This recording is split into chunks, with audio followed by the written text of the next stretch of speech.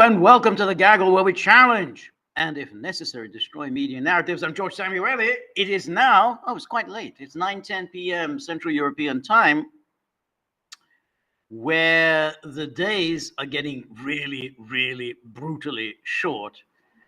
You're hardly up, and already, the evenings are drawing in.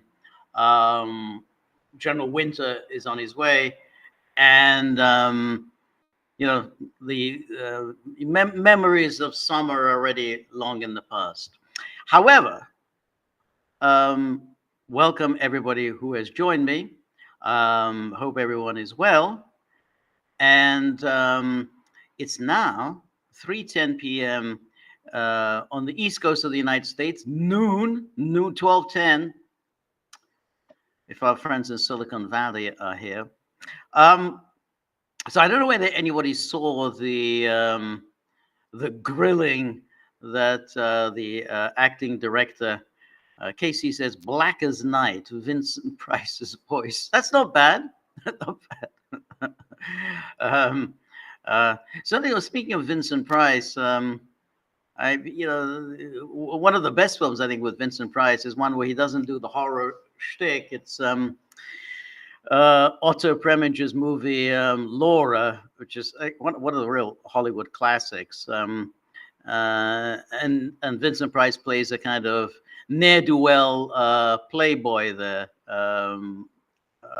So well worth watching. I'm sure most people have seen it, but still, if you haven't seen Laura, you should see it. It's one of the classics of American cinema. Anyway, so we had the grilling on Capitol Hill on the Senate of the acting director of the Secret Service. Very, very unimpressive. But at the same time, he exuded the same smugness that the director, the Kimberly, who last week made her unceremonious exit.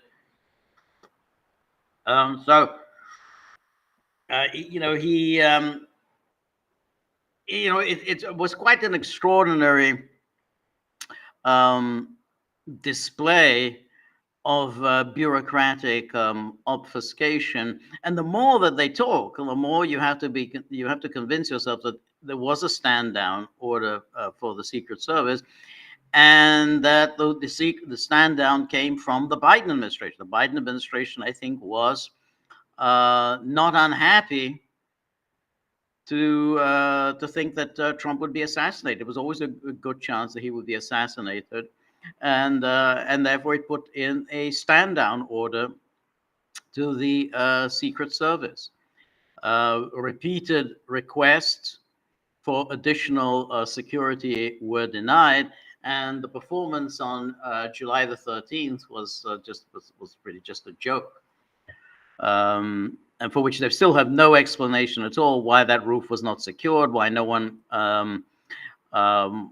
even had an idea about that roof, that the roof should be within the Secret Service perimeter, how that suspicious individual, they just lost track of him, and so on, and why the president was allowed to, or Trump was allowed to go on the stage when they knew they already had a security problem, and so on. I mean, there's just a myriad of questions about it, and we're getting the usual bureaucratic inertia. Well, it wasn't us. Didn't have anything to do with the Secret Service. So the other amusing item is this thing which I only heard about yesterday, I think, during our live stream, which was the this white dudes for Kamala Harris. Now, this is such a flagrant, ridiculous nonsense, so transparent. The Democrats are clearly working on the assumption that white people are extraordinarily stupid. They don't realize that the Democratic Party is deeply hostile to them, deeply hostile to all of their beliefs, values, principles, their way of life, everything like that. But if you come along and say, "Hey, I'm a white dude and I'm for Kamala," they're going to be taken in. Oh yeah, Kamala, she's for us. I remember this nonsense. They tried it in. Was it 2000? Yeah, 2008. So 2008, so remember 2004, we had that idiot, um, Howard Dean, absolute moron, total, absolute imbecile, who had this brief flurry in 2004 as being the uh, anti-war candidate. And, and because, the Democrats were trying to find somebody who could pose credibly as anti-war. And Howard Dean, who really wasn't anti-war at all, he said, "Well, the problem with the Bush administration going to war in Iraq is that it didn't get authorization from the UN Security Council. So therefore, it's wrong. They should have got a permission slip from the UN Security Council." Now, the moment somebody says something as cretinous as that, this is not serious. Because in the first place, if an invasion, an attack is wrong, then it's wrong whether it's authorized by the UN Security Council or it isn't authorized by the UN Security. I mean, the brutal sanctions that were imposed on Saddam Hussein's Iraq during the 1990s, they were all carried out under the auspices of the UN Security Council. That didn't make them right, just because the UN Security Council, and that means the useless Russians agreed upon that. Similarly with the sanctions against Iran, because Iran wasn't complying with the demands that it stop nuclear enrichment, and again brutal sanctions, again useless Russians. So that was UN Security Council authorization. And similarly, UN Security Council sanctions against North Korea, again useless Russians, and again very harsh sanctions. So Howard Dean came along and made this position in 2004 that, well, my objection to the Bush administration invasion of Iraq. Now, remember, by 2004, it was already a done deal. I mean, you can't undo the invasion. I mean, the invasion had already happened. It was the invasion took place in March 2003. So by 2004, when Howard Dean was running, it was the issue of whether you went in with the authorization, without the authorization, was already moot. But anyway, he went with that argument, and of course, it's an argument that is guaranteed to lose for an obvious reason. I mean, the American people are not going to accept that the UN Security Council is the ultimate arbiter as to what the US can and cannot do in the world. I mean, you may think that that's a great idea, that no one should do anything without the authorization of the UN Security Council. But that's not something Americans are going to accept, that because America is the greatest, strongest power in the world, and they're not going to allow a UN Security Council to restrain them. So Howard Dean went with this, but it said, well, I think we should have got an authorization from the UN Security Council. And that gave him the position of he's anti-war. He's an opponent of the George W. Bush's war. And then he was challenged by that other creep and cretin, Wesley Clark. I've talked about this before. Anyway, Howard Dean, of course, because he was so useless and such a spastic, got badly beaten in the primaries. And And that was that. That was the end of his presidential ambitions. Anyway, in 2008, while the Democrats and the rest of the country were swooning over Barack Obama, ooh, you an interesting, exciting candidate. Howard Dean suddenly came out and said, "Yeah, we can't forget about the white dudes, the white dudes who have the Confederate flag flying on their SUVs. We got to remember them. They're the people we should be appealing to." Now, when he said that, it was obviously again a dishonest, transparently attempt to persuade voters to vote for the Democrats, even though they knew that Barack Obama really didn't like them very much, and made clear that he didn't like them very much with his famous guns and Bible comments. And his whole general demeanor, he obviously despised white people, even though he had been brought up by white people, and pretty much most of his life he'd been surrounded by white people until he decided, when he came to the United States to go to college, that he was black. Anyway, but Howard Dean was the first to say, "Hey, these people are a natural constituency. White people, we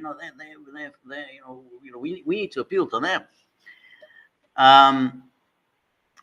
So the Democrats are now doing the same thing. They're saying, "Oh, there's Kamala Harris," and we've had all the media stories about, "Oh, she's, her father was black." They kind of say he's, they try to pretend that he's African American. He's not. He's actually Jamaican.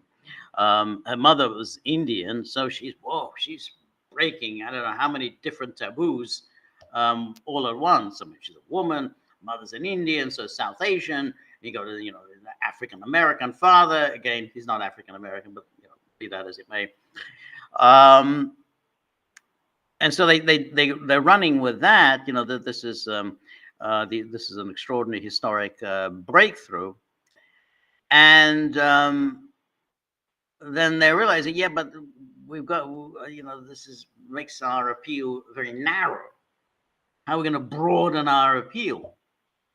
So they decided they're going to broaden the appeal. Hey, we're going to have all these different groups like white dudes for Kamala. And then suddenly they say, "Oh, this is," and then of course the media are doing their best to promote that this is some real phenomenon. White dudes are supporting Kamala. So the New York Times today has this big story about the white dudes for Kamala, and of course they have to say, "Oh, this is all tongue in cheek and it's all fun," and of course, because otherwise somebody might say, "Yeah, but that sounds a little racist, doesn't it?" I mean, imagine if you had a group like white dudes for Trump. I mean, would anyone think that that's hilarious? No, let's say you have white dudes. So yeah, that's because here are white dudes. Yeah, I'm a dude and I'm white and I love Kamala. So that's that's going to appeal. So the idea is you convince people that that somehow Kamala is on your side. She's for middle class values, middle class Americans, middle class white Americans, with small houses, making ends meet, working in factories or small business owners. Yeah, that's Kamala's natural constituency. That's the people. TT says Howard Dean lost because he said yeehaw. No. The reason that he said yeehaw is that he had been beaten terribly in Iowa. You see, he was expected to win in Iowa. That was the first thing. That was the big buildup, big buildup for Howard Dean was that he was going to win in Iowa. And he didn't. Not only did he not win, he didn't come in second. he came in a poor third, very badly behind the others. And so this came as a shock. People were expecting him to do well in Iowa. That was the big buildup. And then he did that crazy speech with the yeehaw, and so because he then came across as demented. I mean, if you do very badly in an election, I mean, you're expected to do well, and yet you did very poorly, then you have to be a bit humble. Explain why you didn't do well. Explain what you're gonna do differently next time. Congratulate the winner, and then say, "Yep, we're on to New Hampshire." Instead of that, he started ranting and raving, and then, as you say, he did the whole yeehaw. So that was already bad enough. I mean, in doing that was just not an appropriate response of somebody who had just been beaten badly when he was expected to win. But then he started making fun of himself. Now, once you start making fun of yourself on David Letterman, then you come across as a totally insipid and feeble character. And then his campaign just completely, very quickly imploded and was irrelevant within days. And I don't often get things right.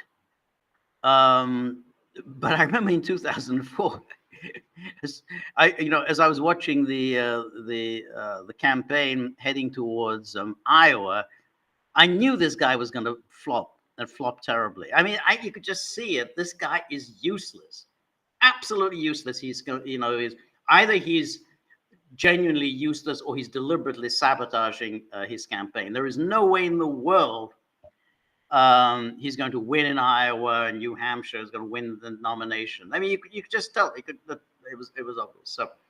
So I was entirely not surprised that he did as badly as he did in Iowa. But anyway, I mean, my only point about Howard Dean is that then he came up with this stupid thing in 2008. Oh, well, these people, who have got the Confederate flag on their SUVs, they should be voting for us. We shouldn't turn our backs on them. He, of course, got attacked for that,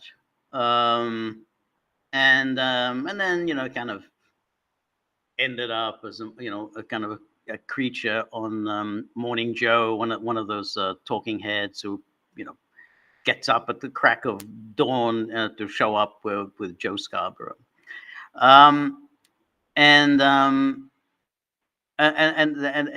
anyway, this whole white dudes for Kamala is entirely bogus and fraudulent. They're working on the assumption that American people are really very, very stupid, and just because they say it's a white dude, I'm a white dude, I'm white and I'm a dude, and I like Kamala, then other Americans will say, hey, well, I'm white too, and I'm a dude. Oh yeah, okay, well, if it's okay to be white and a dude and to support Kamala, well, maybe I'll do that. I'll support because Kamala, she stands for middle class values. I mean, so so that was, all of that is just a fraud, and but that this thing is a fraud the moment you see a big article in the New York Times already springing up about, hey, this is really cute, this is really clever, the white dudes for Kamala, and it's so tongue in cheek and it's so funny and charming, ha ha ha. So okay, well, this thing is manufactured, and the goal is to fool people. And so it's the just like this whole business with weird. This is the new slogan. Oh, Republicans are weird. Trump and Vance are weird. Hey, we'll have this new term. Weird. These guys are just real plain weird. And better still, hey, they're creeps. Yeah. Why don't we say that they're creeps? That's really clever. So they decided, well, we're going to abandon that portentous Biden line about democracy is on the line, and Trump is a unique threat to our system of government. Hitler, fascism, our last election. I mean, they're still trying to do that, but they've decided that maybe that's just a little over the top. So instead, I mean, they're still trying to run with because of that obvious joke he made the other day when he urged Christians, just go out and vote this one time, and then you won't have to vote again. Well, it's obvious what he meant. He meant you just go in there, vote, and I'm going to solve all your problems for you, and then America will be wonderful after my 4 years, and you don't have to vote ever again. I mean, that was obvious what he was going to. That's what he meant, but of course the media wanted to play it up. Oh, he means that once he's in, he's going to just cancel elections, just like that. He's just going to cancel all elections. So they're doing a little bit of that, but they decided, hey, well, why don't we try and appeal to younger voters? And instead of talking about Hitler and Mussolini, which younger voters don't even know very much about, they don't really know, certainly don't know anything about Mussolini. But instead of talking about that all the time, and Weimar and so on, again, these younger voters, they don't really know what the hell Weimar is. So there's a limit to the usefulness of bringing that up. Hey, why don't we just say they're weird? Well, that's good. That's going to appeal to young voters, because they're always calling each other weird. That's how you call people in school weird. You call them creep. Hey, he's a creep. This guy's creeping me out. J.D. Vance, he's creeping me out. Oh, he's a real weird guy. And so again, you pick up the New York Times, and they're running with that story. Oh, the new hero of the Democrats is Governor Tim Walz, the governor of Minnesota, who coined this term weird. He describes the J.D. Vance and Trump as plain weird. Oh, that's nice. And then you had Kamala's husband. Name escapes me for the moment. When he said, "Oh, the Republicans are creeps. They're creepy." So that's going to work well. But anyway, that's by the by, and let's look at some of the comments.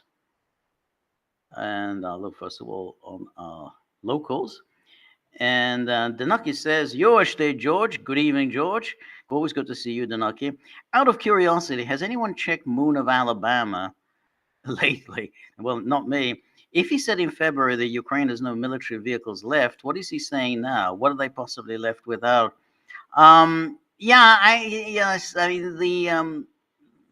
kind of gave up on Moon of Alabama with these constant predictions of imminent collapse of Ukraine, and then constant predictions, which is even more ridiculous, that the Western powers are going to apply real pressure. The grown-ups in the room. Remember, these are the grown-ups in the room. They will apply pressure on Ukraine to give up, and that they're going to come to a deal with Moscow. And he's been saying that really from very early on in the spring of 2022, and has repeated it at fairly regular intervals. And I remember in January 2023 when he was made a whole to-do out of this meeting between CIA Director Burns and Nurashin, I think his equivalent in Russia. Oh, this is obviously a deal to bring this war to an end. So that's already 18 months ago. Now, again, I got to make this clear that I am not saying that in a grinding war, Ukraine can win. Ukraine cannot win. Ukraine cannot defeat Russia. I think in this kind of grinding war of attrition, Russia will defeat Ukraine because Russia is 4 times the size of Ukraine. It has huge human resources, it has huge natural resources, and eventually that's going to win out. I mean, it's a matter of mathematics.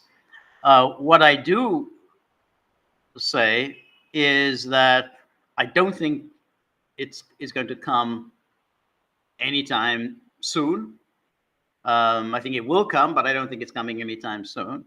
I see no evidence that the West has any interest of bringing this war to an end.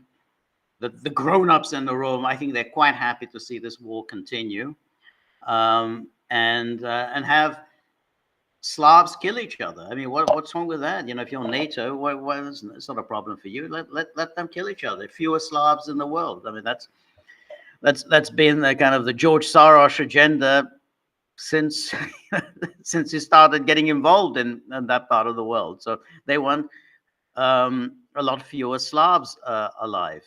So they're happy with that.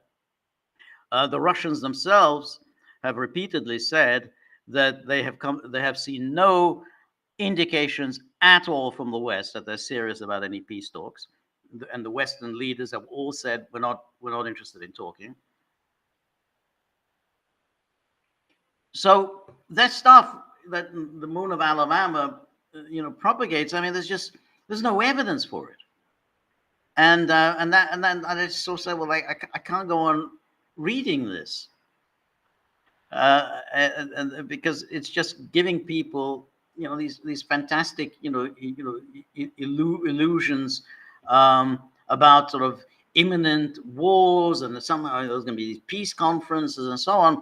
Well, where are they? I mean, those 18 months ago, there's no peace conferences, and there's no reason for them as far as the West is concerned. Russia has given every indication that they want to bring this thing to an end, but there's nothing, not one word from anyone in the West that they have an interest in bringing this to an end, and Zelensky's recent kind of talk about inviting Russia to a peace conference was obviously just something to keep Trump happy, because Trump has said, well, he wants to see some kind of movement towards a peace conference.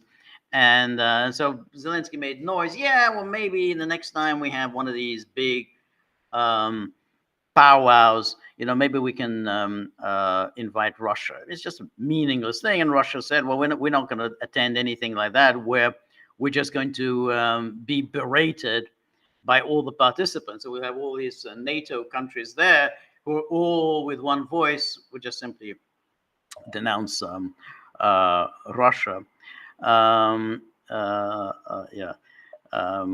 Anyway, so Donaki then goes on. Also, is anyone else fed up with that piece of shit idiot Trump banging on and on and on?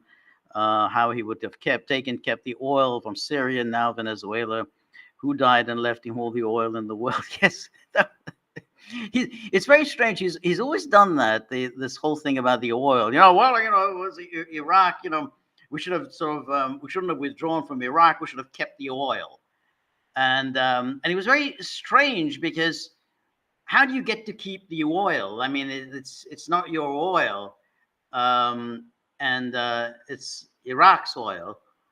And I don't even know what the rationale for it, because America's the sort of the biggest oil producer in the world, so it doesn't need any additional oil.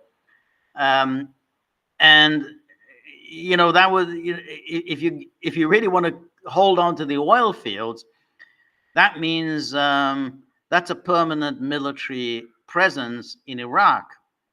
Now, if that's the plan, that Trump wanted to keep American troops in Iraq in perpetuity, to keep the oil fields, that would have been that's a major military commitment, a major military presence in Iraq,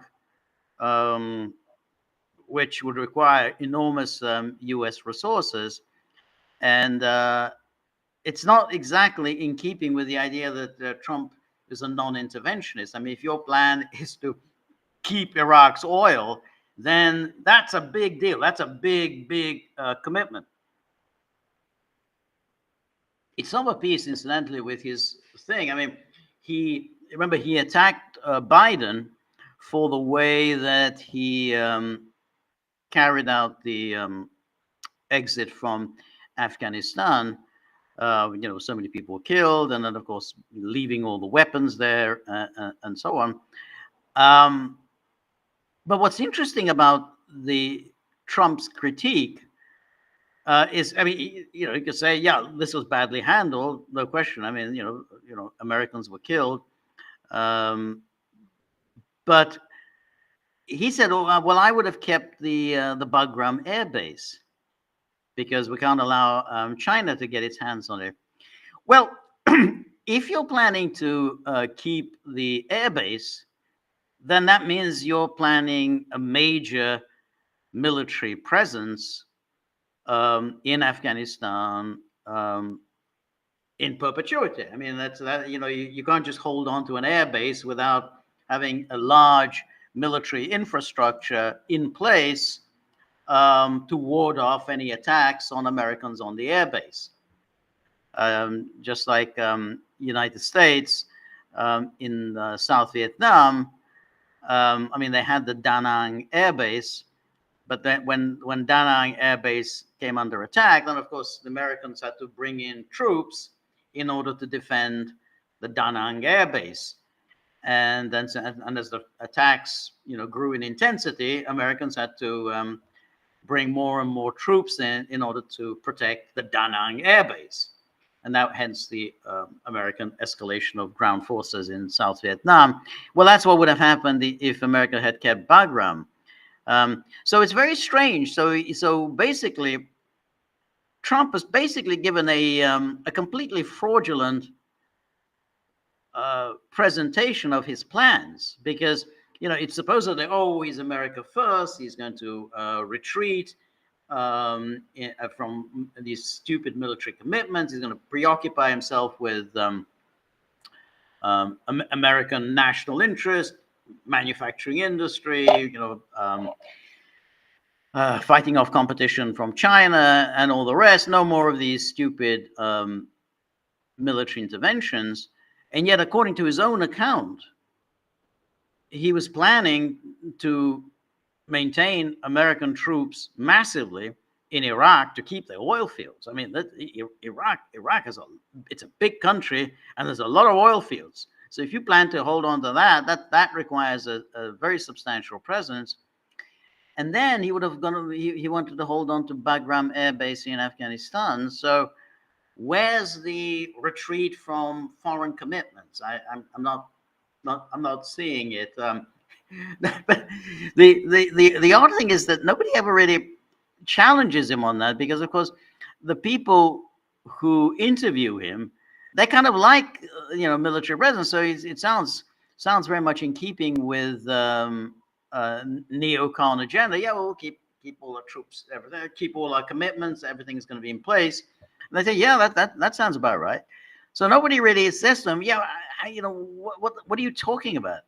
You think we should still be in Afghanistan? We should still be, keep our forces there, holding on to the Bagram Air Base. So,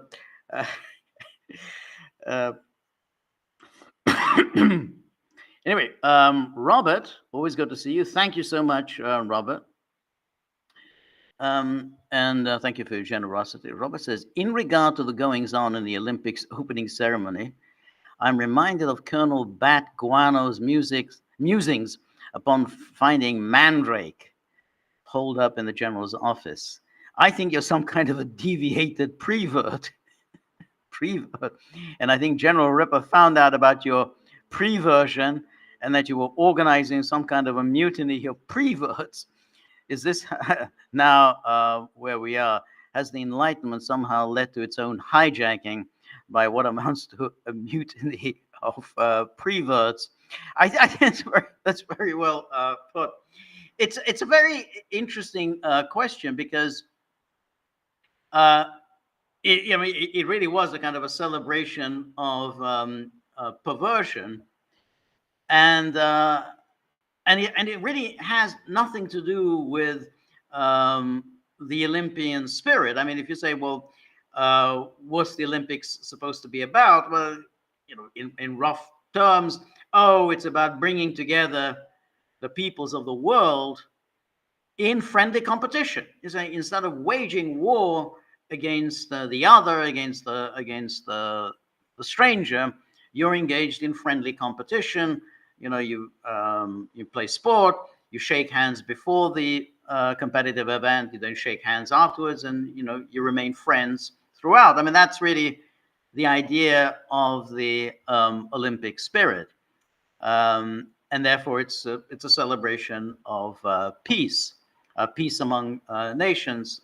Um, so, what did any of that have to do with any of it? Now, first of all, the issue of the transgender and the drag queens and everything else. I mean, we already know that that's a preversion of sport, because we can't have men playing women's sports. I mean, that's a very basic requirement of sport, that it has to be fair competition, and therefore men competing against women is a violation of a fair competition. You can't have essentially men beating women. I mean, because they have natural physical advantages. So therefore, you're violating the idea of sport, fair competition. You're also violating the Olympian spirit. So it's already bizarre to present that as in some ways in keeping with the Olympian spirit. But again, with the perversion was that why are you celebrating this? Why are you celebrating essentially a very kind of a minority taste, a very minority interest, as against what what most of the peoples of the world believe.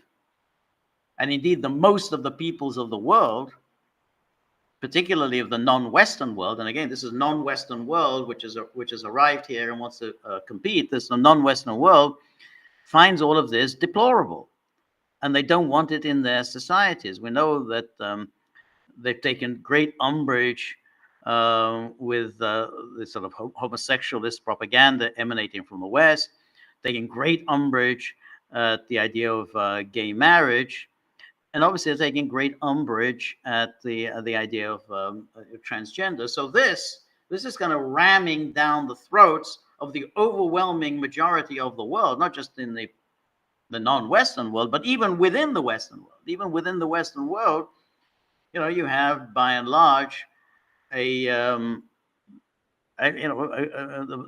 public believes in a kind of conservative norms as to how one should live one's life, and so this becomes the celebration of, as you say, Robert, of perversion.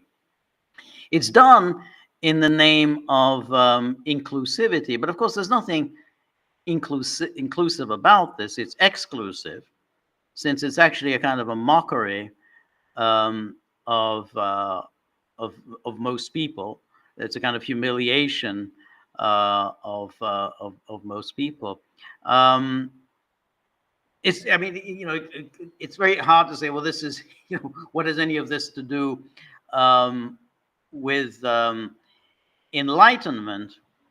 I mean, you could say that this is a certain, well, here we engage in sort of self-indulgence, and because traditional religious teaching, and this is, and that doesn't apply only to Christianity, but traditional religious teaching in pretty much everywhere, it opposes self-indulgence. It opposes, giving into individual whims, individual feelings, inclinations, and that one should somehow sublimate whatever uh, primal desires one has into productive, creative feelings. Now, that's been traditional religious teaching. So you can say, well, the Enlightenment against religion, and then has a kind of its own cult of idolatry, whom it idolizes. So it becomes a celebration. Oh, this is the Enlightenment. But it becomes very peculiar. In what way is this an enlightenment? I mean, it's an insult and an offense, and generates a strong reaction. I think, somebody brought up a few months ago here at the Gaggle. I can't remember who it was, but that the famous scene. We've all seen about the book burnings, the Nazi book burnings. The famous footage. Here these young people are throwing books into the fire, and this, of course, was very damaging because, hey, look at these German young people, they're throwing books into the fire. How can it's the very essence of barbarism to throw books into the fire, burning books. I mean, how can is there anything more barbaric and alien to civilization than to burn books? And so this was typecast as the Nazis. And then, as it turns out, the books that they were burning, it came about because these young people invaded this Institute for Sexual Research. I think it was run by this Dr. Magnus Hirschfeld. I can't remember the exact name. I think his name, Dr. Magnus Hirschfeld, this institute. And he made a whole issue of this transgender and the rest of it. That was his thing. That was his research into changing genders and so on. So this was deemed decadent and deplorable, and led to this assault on this institute. They took out all the books and the papers and they threw them into the fire. Now, I'm not by any means defending that. I don't think it's right to break into anywhere and start burning the books or anything like that. But it's important to remember that no, they weren't burning Kant, Goethe, Thomas Mann, Kafka, whatever. It wasn't some great works of literature that they were throwing in the fire. It was this Institute for Sexual Research material that they were throwing them. So the reason I bring that up is that it generates its own opposition. So when you do this, when you ram down people's throats something that they find alien, then it will generate strong opposition. You may think you're being enlightened. You can believe anything you want, but most people do not think that this is enlightened.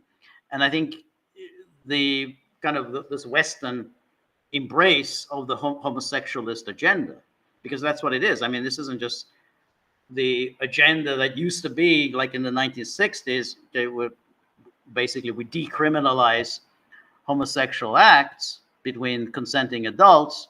No, we actually ram this homosexualist agenda down the rest of the world's throats. That engenders enormous opposition, enormous resistance. And it's actually making things worse for homosexuals in many parts of the world. They're passing ever more repressive legislation. So the reaction against this is very intense, and for the West to want to present this face to the world, that this which used to be the advanced party of civilization. We went around the world bringing civilized values, in parts of the world which were barbaric. We bring all these new the rule of law, and reason, rationality, science, and all that. You're not bringing that any longer to the rest of the world. You're bringing this garbage. That's not a good look. That's not something that the West should now be in the business of. So the rest of the world is just going to say, we don't want to have anything to do with your decadence and essentially barbarity. Anyway, thank you, Robert. Mary Grossman, hello, good to see you. And then Robert goes on, whatever one thinks of Ritter's analysis of the Ukrainian conflict, his latest analysis of the conflict in the Middle East seems worth considering. Ritter claims Israel is planning to use neutron bombs against Lebanon in the hope of striking a knockout blow. Ritter says the Israelis are delusional in thinking this will not elicit a nuclear counterstrike by way of a Pakistani nuke. I don't know. I mean, Israel, launched this attack today on southern Beirut. They targeted a Hamas leader. I think it's, I don't know whether Israel is planning on doing this. I mean, I think it's true that Israel does believe that it is justified in doing anything, no matter how horrific, no matter how immoral, no matter how destructive, for its own survival. So therefore, everybody else, nuclear powers, basically have a restrain themselves. They don't use nuclear weapons because the consequences are so dire. But the normal restraints don't apply to Israel. So I think it's true that Israel is ready to use the most extreme methods to, if it feels that's the only thing it can do to prevail. Which again, confirms what I've said, which is that all this talk about how Hamas was going to defeat Israel or Hezbollah is going to defeat Israel, that's what I just don't think it's true. It cannot happen because whatever difficulties Israel is having in defeating Hamas, Israel has always got all sorts of weapons in its armory, weapons that it is prepared to use. So if it's really up against it, if it's really fighting a two-front war, it will use the most extreme weapons in its armory. It is not going to lose. Israel cannot lose. And it's the same argument that is applicable in the case of Russia. Russia cannot lose to Ukraine. Russia might decide to give up. But if there's a war and decide, well, this isn't worth the candle, we got other fish to fry or whatever. I mean, I don't think it's likely, but that's, in theory, that's a possibility. But in terms of Russia versus Ukraine, Russia is, of course, much stronger than Ukraine, and Russia has massive nuclear arsenal. So, militarily, Russia cannot be defeated. But Israel is different from Russia in the sense that Israel is ready to go all the way where it feels its survival, its existence is at stake. I'm not sure that's true in Russia. So Ritter has gone around saying that Israel is going to lose this war. I haven't read this latest analysis, but he has been saying that Israel is losing this war. Israel is going to lose to Hamas. Israel is going to lose to Hezbollah. And I thought this is just not likely. Israel cannot lose these wars because, first of all, its overwhelming strength against its opponents. It's the fact that it has enormous nuclear capability, and it has the will to use its nuclear capability. That's why all these wars ultimately can only have one outcome, and that's that Israel will prevail. But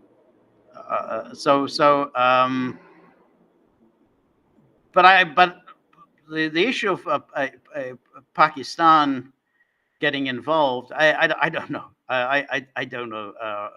How whether that would happen. Um, yeah, it. I mean, this is really getting into some, into a fantasy world. Um, I, I have my doubts that Pakistan would get involved with nukes because, of course, again, if you use nukes, you get nuked yourself. Israel has a very big nuclear arsenal. I think it's a bigger nuclear arsenal than that of Pakistan. So if Pakistan decides to use nuclear weapons against Israel, that's essentially national suicide for Pakistan. And I would be surprised that Pakistan would commit national suicide for Lebanon. Why should it? I mean, what are the Lebanese to Pakistan? Pakistan might resort to nuclear weapons in a conflict with India, which is the only reason why Pakistan did develop nuclear weapons to be directed at India. But they're not going to use it for Lebanon. Anyway, thank you, Robert. Cynthia, always good to see you, Cynthia. And Ari, last night's film. So last night's film was The Passenger, which was directed by the great master of Italian cinema, Michelangelo Antonioni.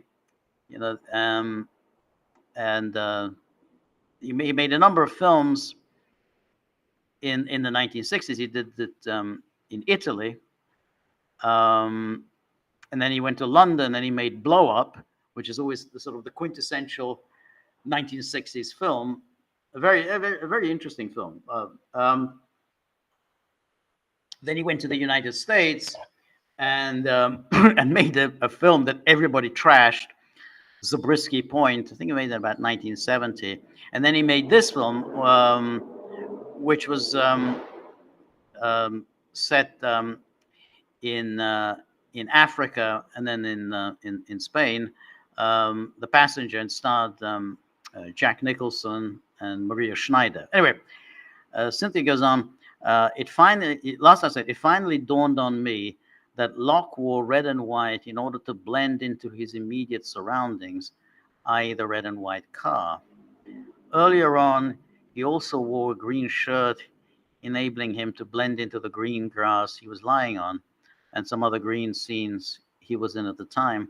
That was his way of being a part of the world, which is why he changed his identity from a journalist who merely observes the world to a gun runner who actually participates in it. I think that's a very plausible reading. What I'm not sure about, and maybe you can answer, Cynthia, is did he know when he changed his identity to this guy? Did he know that he was a gun runner? Because it sounds a little bit, while I was watching the film, that it came as a bit of a surprise to him that essentially he was now a gun runner. So I wonder whether he already knew when he changed his identity. That's what I mean. I take your point. I think that he didn't want to go on living a life in which he was an observer.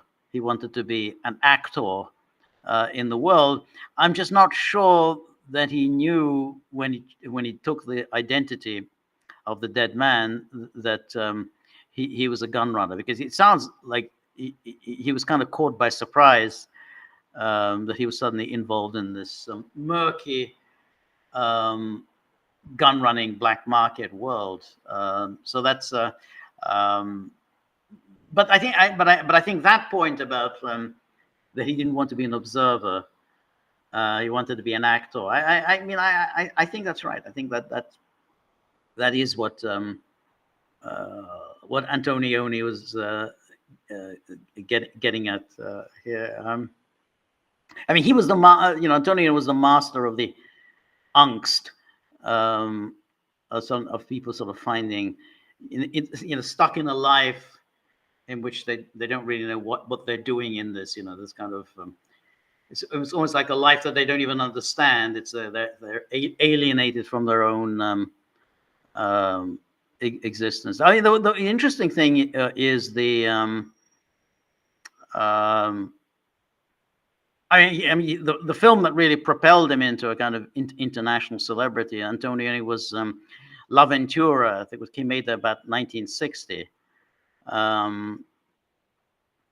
which this involves this young woman. She disappears.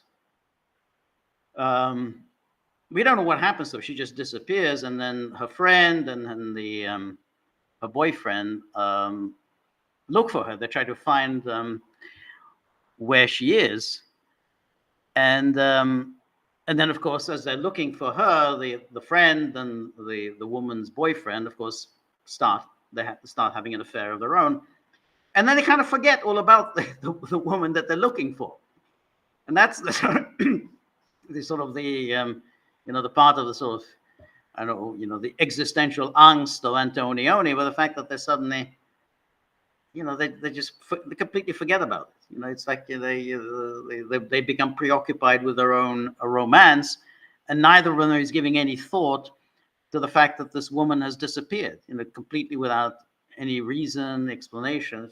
So it's well worth seeing. I mean, L'Avventura. Anyway, another thing, Cynthia goes on about the film. Another thing, no doubt, The Passenger is an art film, but it's also very much of a philosophical film as well. So with that in mind, do you think the character of David Locke is an homage to philosophers David Hume and John Locke? If so, could it be the case that his character personifies Locke's concept of the blank slate, as well as Hume's belief in the so-called education of the passions? I am sure that is correct, because it was a very interesting name, the Locke, because as soon as I say Locke, it's not a particularly common name, and so when he's introduced as Locke, and I have to say the David Locke, the David part, I did think of David Hume. But the moment they introduced the name Locke, I did think of John Locke. Now, Locke and Hume, of course, are famous for their empiricist theory of knowledge, and so how they explained that how we know, and we know it, by sense impressions, and then and then we acquire a I mean, when you say the blank slate, yeah, that's basically the Lockean view. You basically you get your sense impressions, your eyes, touch, smell, all the five senses, and then that's how we acquire our knowledge of the external world, and that was the sort of the empiricist view, and but then of course, I mean, it was basically clearly a very naive presentation of how we acquired knowledge, and then of course Immanuel Kant, the great German philosopher, made sense of that, and presented that we wouldn't actually be able to acquire this knowledge through our senses if we didn't already have a conceptual framework which put everything into place. So even if we do acquire a knowledge of the external world through our senses, there has to be some integrating overall conceptual foundation within our minds that makes sense of it, and that creates knowledge from the senses. Now, that's all very interesting. What that has to do with the film, I don't know. But I'd be very interested um, to find out, why, in what way that, because I think your point that about Locke, that does make sense. A lot. It's an uncommon name, and when, as I say, when I heard the name Locke, I thought of John Locke right away, and so yeah. So I don't know. I mean, Cynthia, you need to kind of enlighten us now. In what way Antonioni is naming him David Locke brought together these two great English empiricist philosophers, and what that has to do with the film. I'm sure it has, but at the moment I'm drawing a blank, and I'm not able quite to see it. Maybe I'll think about it a little bit, because it's a very interesting point you raised. But at the moment I can't quite answer that. But really interesting. Thank you, Cynthia. Marty, always good to see you. Thank you very much for your generosity. 60 cents. I was thinking about you. Thinking, a friend in Silicon Valley, for whom this is, a very early part of the day. Lunchtime.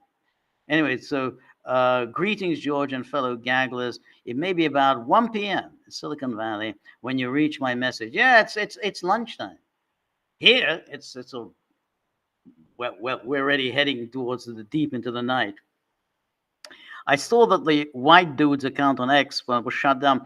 I saw that today, but apparently, in fact, you were the one who drew my attention to this White Dudes for Kamala yesterday, and then I read all these articles today in the New York Times and everywhere. Oh, this is so cute.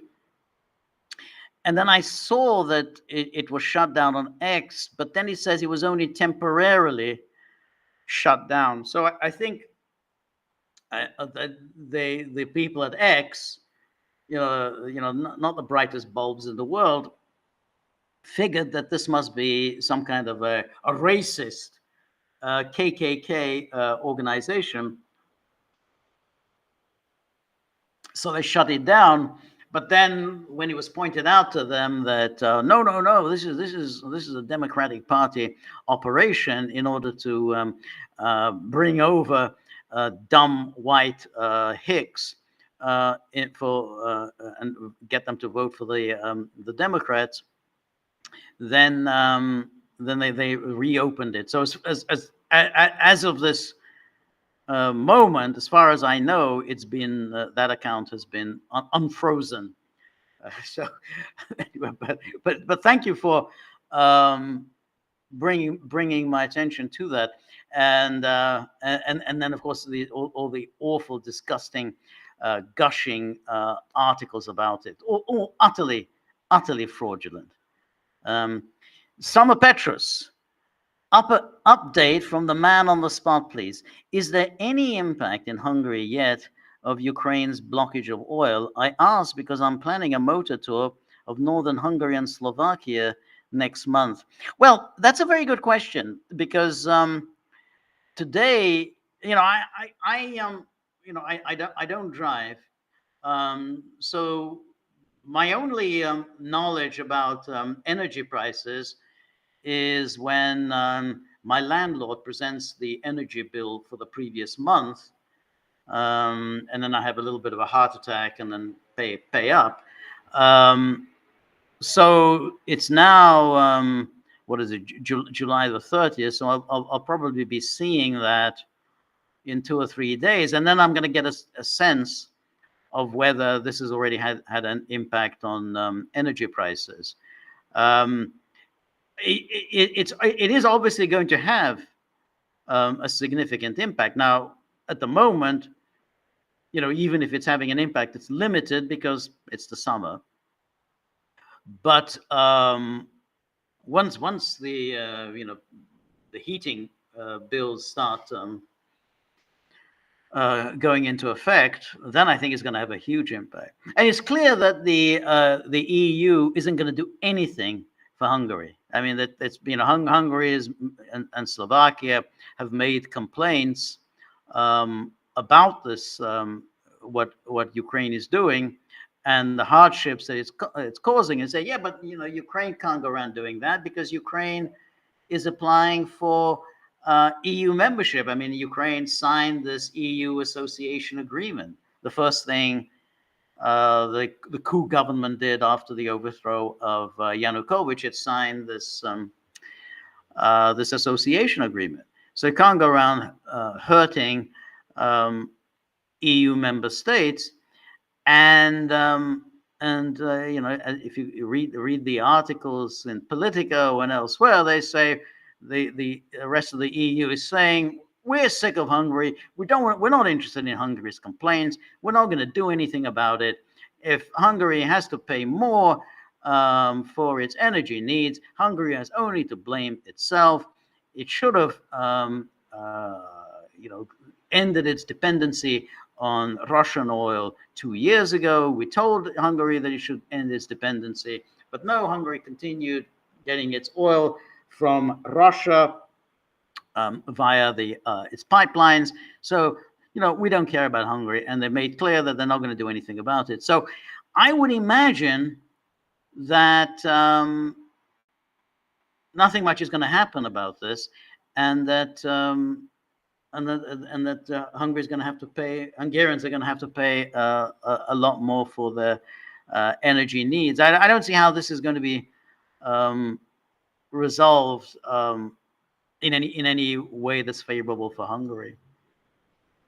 The motor tour and all that. I mean, I think that I don't know when you're planning on doing this, but I think that it's probably going to affect you. And it's probably going to start affecting you pretty soon, because I think it's already the Hungarians' oil reserves are getting depleted. I mean, obviously there's it has a reservoir of oil, but it's getting depleted. Robert, for what it says now, for what it's worth, I think it was Tom Luongo who argued that this was Trump's way of exposing the ruthlessness of U.S. neoconservative foreign policy without appearing to do so explicitly. I don't see it, to be honest. I just think that Trump is just somehow, he just goes from one thing to another without really thinking any of these things through at any depth. So I think he likes the idea of being a tough guy, and I think he likes the idea of being a peacemaker. There's an obvious contradiction. Which are you going to do? Are you going to be the tough guy who says we're going to keep the oil, we're going to keep the air base, or do you want to be the peacemaker? And he was never able to decide which way he wanted to go. So that's why when he did those things, like, right, that's it, I'm going to withdraw troops from Syria, he never really followed through on that. Now you can say, oh, the military sabotaged him and so on, but if the military is always going to sabotage you. I mean, that's a given. Any president who wants to pull his forces out of anywhere will know the military is going to sabotage. The military is doesn't want to go. So it's up to a president to make it clear to the military that you don't really have any choice in the matter. It has to be done. This is the deadline, and it's going to be done by that deadline. And I have to say, that's what Biden did. And Biden did exactly that. That's what presidents do. They say that's the date, the absolute last moment when there can be any military left in country X. That's what Nixon did in Vietnam. I said, you just set the deadline. Trump never did that. He just said, yeah, that's great. I'll be the peacemaker. I'm going to pull forces out of Syria. And of course, the military did, as I say, what it usually does, which is to dawdle, deceive the president. And as long as the president doesn't set a clear deadline, then they can do it. And Trump didn't set any kind of deadline because he sort of, I think he kind of liked the idea of maintaining military presence around the world. I think his heart was never really in being a non-interventionist. Trump really is not a kind of a Ron Paul figure. He's not a Charles Lindbergh figure. He's not a Pat Buchanan figure. I think he likes the idea of being kind of a peacemaker and whose main interests are economic strength. But he likes also being the tough guy, and doing things that hey, well, Obama didn't do that, but I did. And so that's why it's kind of an amazing thing that you have all these Bannon and the rest of them who tell us, oh yeah, Trump really wants to pull out of all these countries, and then Trump goes around, gives these interviews, and said, oh yeah, but we got to keep the air base, and then say, yeah, we in Iraq we got to keep the oil, and I mean, if you say we're going to keep the oil, I mean, that is so extreme. I mean, even the neocons never really say we're going to keep the oil. I mean, because that's just outright theft. You can't just go around keeping somebody else's oil. I mean, at least the neocons do the hypocrisy thing, which is we'll have regime change. We'll put our puppet regime there. So we might de facto control their oil, but we'll do it via our own puppet regime. But he didn't even bother with that. He just said, well, we just keep our troops there and keep the oil. So I don't know how one can do that, but that's that, but I think he likes the idea. Yeah, we just go take the oil, because we're the United States and that's what we get to do. Say, thank you very much. We get to keep this oil. Thank you. Bye-bye. And we keep the airbase. It's a good airbase. Yeah, let's keep it. And then Mary Grossman says, Mary, regarding oil keeping, I just heard an explanation on dialogue works from Alex Craner. And then Mary, thank you very much, Mary, for your coins. Thank you. Appreciate it. Danaki says, once again, who died and left Trump heir to all the oil in all the world? No one did. It's it doesn't belong. Yeah, it doesn't belong to the United States. It doesn't belong. You can't just say we're going to keep the oil. And of course, that position is so extreme that it allows all the interventionists and the kind of these progressive types to get sanctimonious about Trump. They say, "Oh, look at Trump! Look what the hell Trump is planning. Trump is planning to steal another country's oil. That's terrible." So one minute they're attacking Trump for being an isolationist. He wants to pull America away from the rest of the world. He's withdrawing from the world. He's going back to the isolationism, the Charles Lindbergh style isolationism. The hell with the rest of the world. Next minute they're attacking Trump for stealing other countries' oil, and so I mean, but Trump kind of put himself into that position by essentially. Anyway, 60 Cent says, please consider Dr. Morteza Mohit as a possible guest on Gaggle. Oh yeah, I think you've mentioned him before, but yeah, that's a good idea. And then Mary Grossman says, movie, my favorite part in the film, while in a church, he looks at the amount of cash and says, Jesus Christ, and then I'm sorry to Jesus. Yes, that was a good part. Yes, he looks at this cash in the envelope and it says, Jesus Christ, I'm sorry. Yeah, that's very funny. Now Robert says, did you see like the movie Diva from 1981? I thought it was quite engaging, pulling the audience through all manner of moods and modes of thought. And it had great many tunes by film composer Vladimir Kosma. I have to admit, I never saw that film. That was a there was a kind of a series of these movies that were made in the 1980s. Um, I mean, like Luc Besson, there were some of these French movie makers, and I kind of avoided them. I don't know why, they just didn't do anything for me. But that's my failing.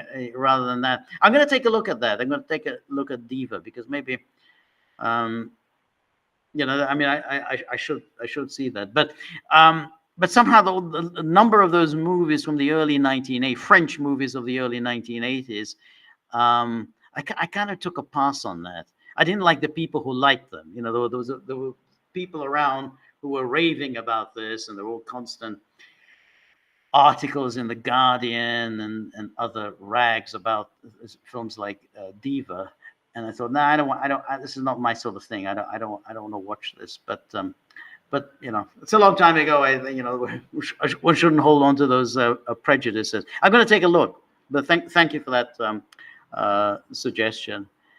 And let me see where we can look at some of the other comments, and particularly some of the comments on YouTube, as long as they're not too scabrous.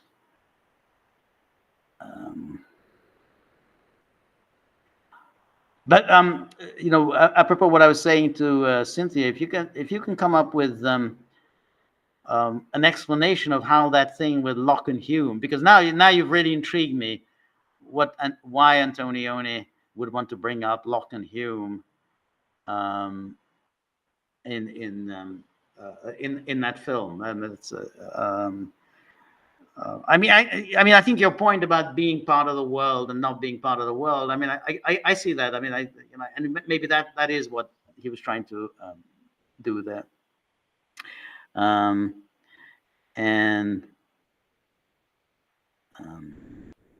So, God, this is hard to read. KC says, I love how you say white dudes. It is reminiscent of how you say Babdo. Well, the reason I say Babdo is that's how he used to talk. And anyone who kind of remembers Babdo will remember him as being an amazingly unsuitable candidate to be president. And, he ran twice, did very badly both times in different ways. In 88, he was badly beaten in the primaries by the elder Bush. And then in 96, he got the nomination. But there was just no way he was going to win. I mean, he was just not an appealing figure.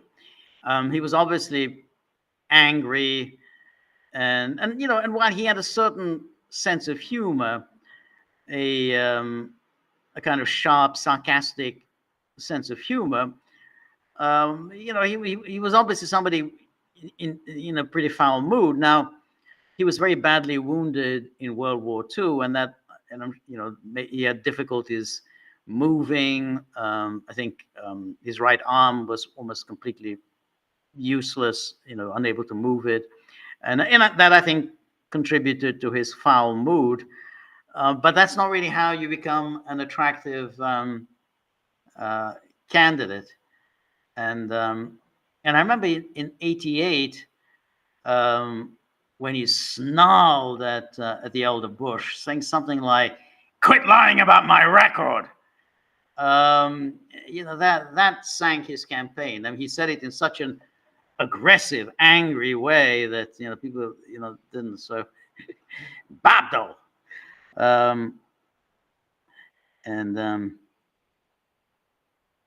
Um, so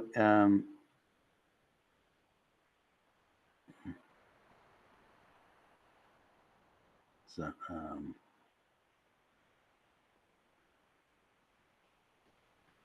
Bustelo Maserati says only the Colombo family failed to show up in Manhattan. I don't know what that means, but I like the sentiment behind it. You know, the Colombo family failed to show up in Manhattan. Um, anyway.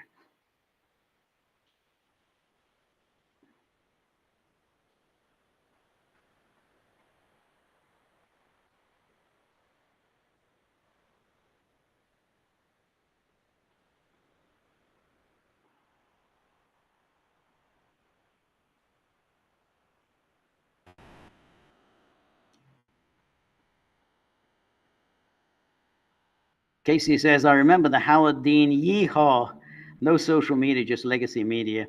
And it essentially went viral because it was so cheesy. Yeah, I mean, as I said earlier, the problem was that he had lost badly in Iowa. And the way you're supposed to respond when you've lost is, is to say, well, this was a disappointment, but we're now going to New Hampshire and we're going to try to do better. Congratulations to the winner. You don't do this kind of yeehaw in this triumphalist way as if you just won. And that's the reason why it went down so badly. And even then, he might have survived if he didn't start kind of he walked into the media trap of continually talking about that and therefore apologizing and making fun of himself, because then he just seemed weak and pathetic and useless. So the way he responded to the media response to that yeehaw just made him look a totally absurd, unsuitable person, as he was. I mean, he revealed himself for the complete zero that he was. And I mean, everything that's happened since 2004, which is now 20 years ago, just confirmed that he was a rubbish. He was just a rubbishy person. So, it's always good when people are found out very early. That means that there's a limit to how much damage they can do to the country. Bustelo Maserati says Greg Gutfeld is a real creep. I heard he married a Hungarian. Is that true? I thought he married a Russian. That's what I'd read. I'd married Russian, but I agree with the that he's a creep. Yes. I mean, just not my thing at all. Totally funny. Casey says younger voters think Mussolini is an Italian dessert. Yeah, I agree with that. Absolutely agree with that. That's it. So that's why when you bring things up like Mussolini and even if you bring up Hitler, the only thing people know about Hitler is the Holocaust. People don't even know exactly what that means either. But when you start bringing up Weimar, then you've lost the audience. I mean, no one knows anything about Weimar. So it was such a stupid thing for the Democrats to run with. And then Bustelo says, Weimar, is that the old Burmese capital of Thailand? Yep. Anyway.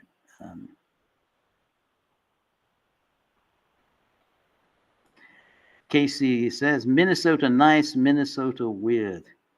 Minnesota, yeah, I always love that Minnesota nice. You remember that stupid woman from Minnesota? God, Amy Klobuchar, who who decided to run for president. Her one claim to fame is that during the Kavanaugh hearings, she had asked Kavanaugh whether he liked to drink beer. That's it. That it was clearly a question relating to his judicial philosophy. Do you like drinking beer? Obviously she was trying to suggest that he was a drunk. So on the basis of that, she managed to get a reputation. Boy, she's really tough.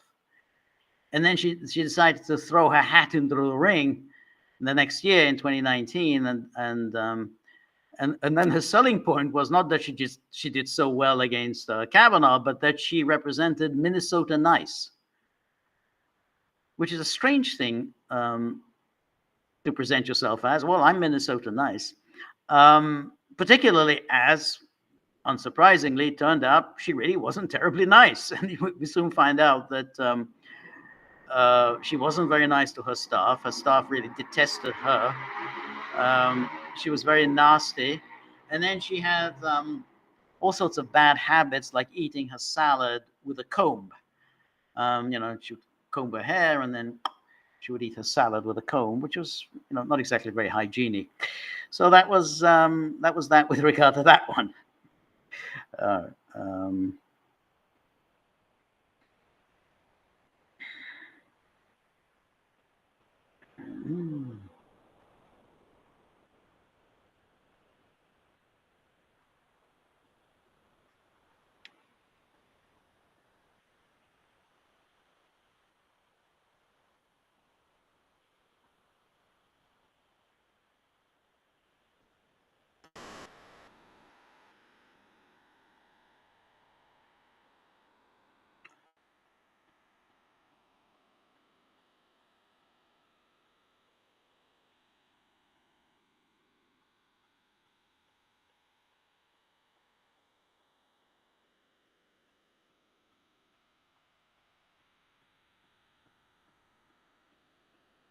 Mr. Boston says, again, England was behind the first attempt on Trump's life.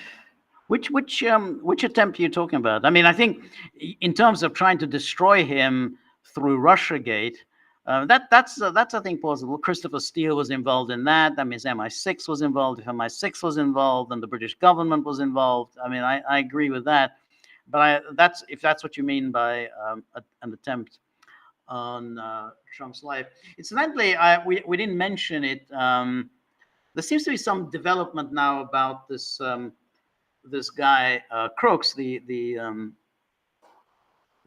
assassin, the attempted assassin of Trump. That apparently he did have a social media presence on Gab.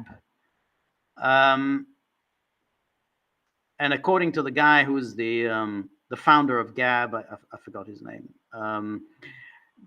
that he seemed to have a kind of a pro-lockdown, pro-Biden, pro-immigrant message. I don't know whether that's true. It would seem strange for somebody to have a profile on Gab, because I always assumed Gab was really kind of a far-right social media site. I mean, I always assume that's where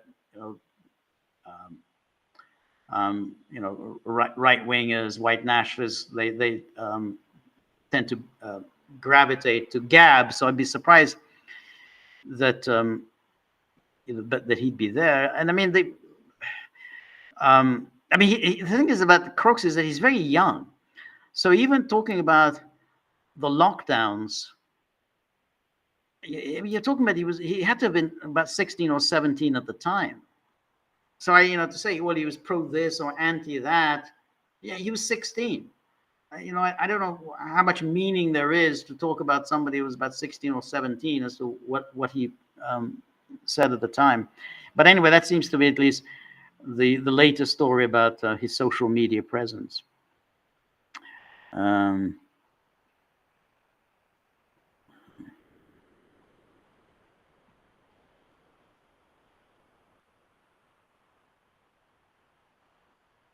Esse defendum. No, essay, sorry. It's so hard to read this. Esse delendum says, I'm becoming George. Oh, that's good. He's engaged the Soviet mind control. Really?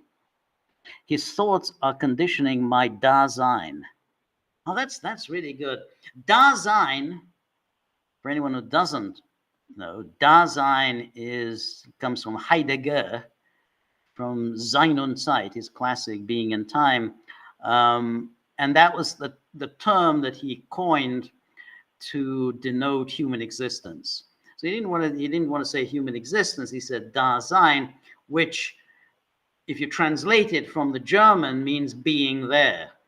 So der Dasein. So your being there is a human existence. Your being there. So it's conditioning my Dasein. You're conditioning your existence. That's very good. Very learned. Very impressed by the learning. Because this is very high level. We're talking about discussing Heidegger, human Locke, and so on. Essay then goes on. The enlightenment was for realizing perfection in morality in Kant through the right to lie or bicker in public.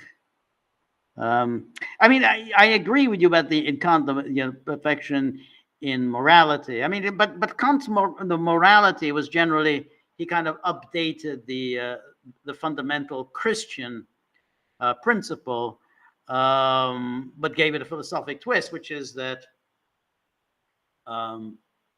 treat others as you would want to be treated yourself. But it made into a moral principle, whether you can universalize it and so on. But essentially, it was a traditional Christian morality, which is that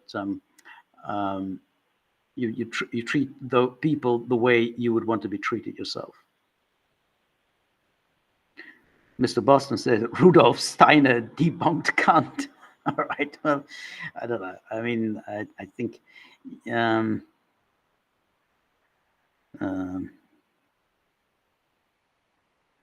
it. Yeah.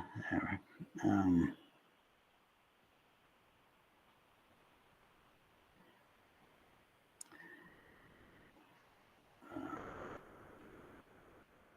Kevin Chewy says Israel will lose. It cannot produce enough weapons. Well, Israel has a limitless supply of weapons through the United States. I mean, I think it can get the weapons it needs.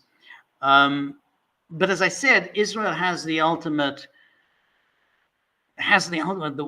weapons, which is the nuclear weapons. So even if it's really up against facing total defeat, it has the capability to turn things around, because all of its neighbors, all of its enemies, none of them has nuclear weapons. None of them can respond to a nuclear attack from Israel.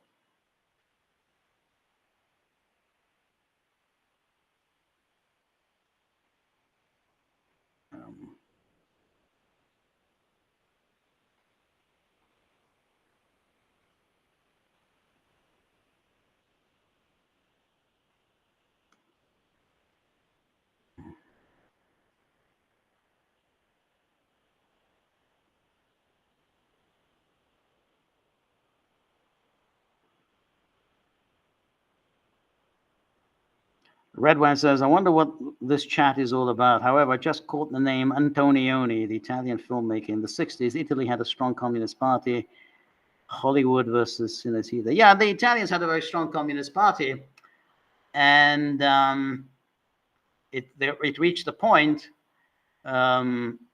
where, the communists were on the brink of coming to power. And they did. They had that historic compromise with the Christian Democrats, and then everything started going wrong, because of course we all know that the Americans were not going to put up with communists in the government, because effectively the communists had but this was already in the 1970s. The communists in Italy were now in the government, and that the Americans were not going to put up with that.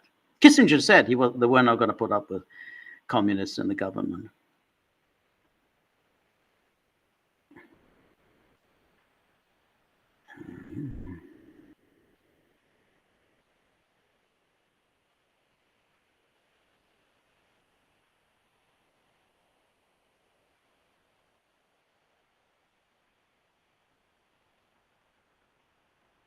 Rail Fanning points 2.0 is a Trump punted on the 2025 project, which would have purged the deep state of Democrat apparatchiks.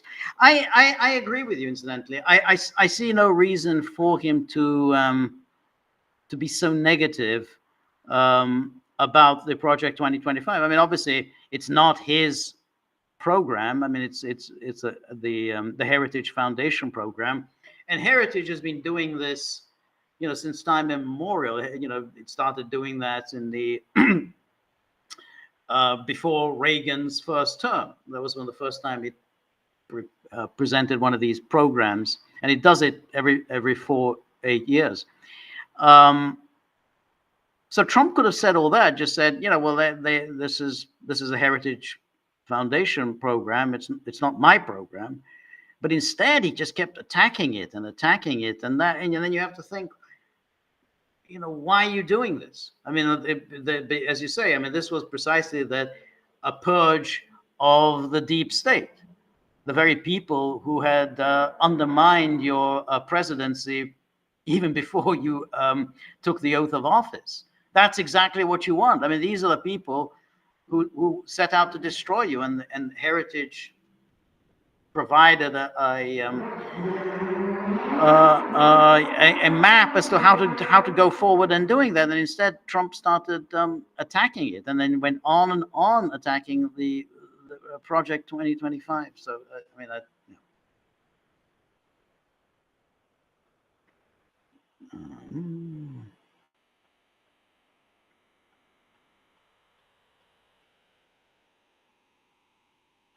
Robert says, something I found quite historical was James Howard Kunstler's rewrite of the mainstream headline, Biden passes torch to Kamala, to the much more accurate, Biden passes blowtorch to Kamala. That's right.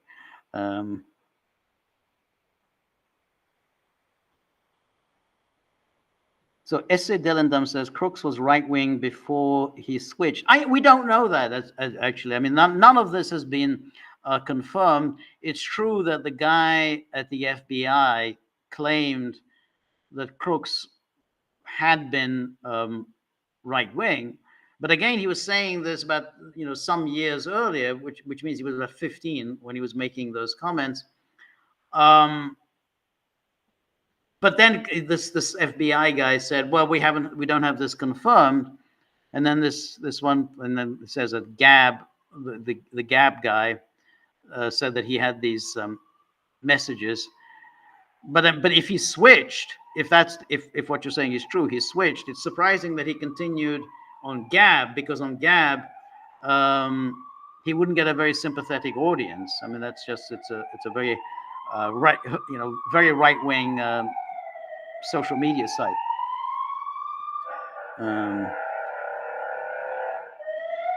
Mary Grossman says, "Whoa, yeah, that's the Ursula von der Leyen is coming here." Mary Grossman said, "Does anyone know when the contract for the Southern Druzhba pipeline ends?" Well, the Luke Oil. I mean, the Druzhba pipeline continues. The problem is the Luke Oil. They're under sanction. Ukraine is basically under sanctions, so we're not going to allow Luke Oil to transport its oil across Ukrainian territory. So that's what's causing the problem, because not so much the Druzhba pipeline, but because this, a large part of the oil that the Hungarian oil refinery was receiving was coming from Luke Oil, and then same with the Slovakia, the oil refinery in Slovakia, which is owned by the Hungarian company. They were getting it from Luke Oil, so that's what's causing the problem, not the Druzhba pipeline. That was just the way the oil was arriving.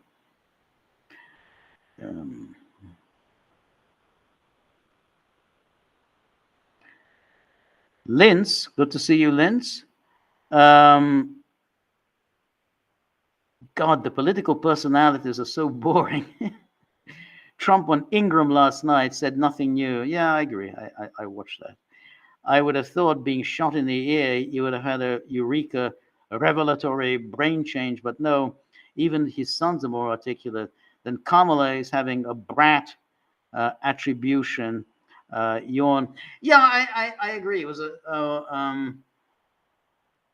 it was kind of boring, and he's getting worse at the at the sort of the meandering. He's asked a question, and then before he gets around to answering a question, he goes off on a kind of diversion on this, and then he diverts on that.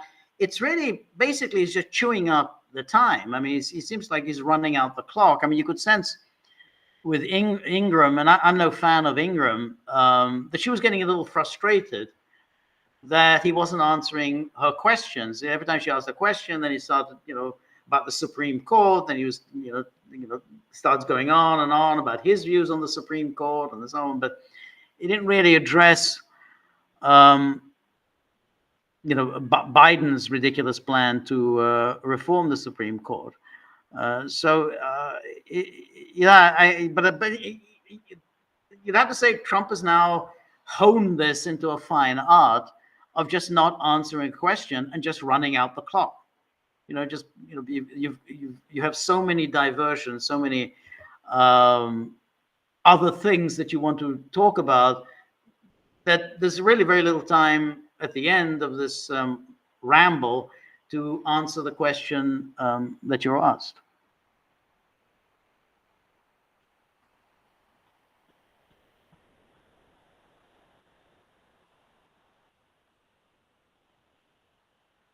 Marty says, EU, put the suitable picture of Ursula von der Leyen, EU crime officer Ursula outside your door. Yeah, I do think that. I think that I think she's going to do that. I think one of these days I'm going to end up in Ursula's dungeon, and Ursula, I think she wields a mean whip. She and Annalena Baerbock, I think they look kind of very mean, with their whips. Anyway, my time is up. Thank you, everybody who has joined me. Thank you above all for your questions and your comments, opinions, and really appreciate it. Really appreciate the generous contributions. I mean, I have to face the hounds tomorrow. They're so sick of me. It gets more and more brutal every time I have to talk to them, because they just don't care about any of my excuses. They just look at the tip jar and they say, "What the hell's that?" But it's a tip jar. Well, what is it? Well, a tip jar is supposed to have tips in it. Well, where are the tips? So it's they give me a real hard time. So, but anyway, thank you to those who have contributed. That means I've got something to say to them when they confront me.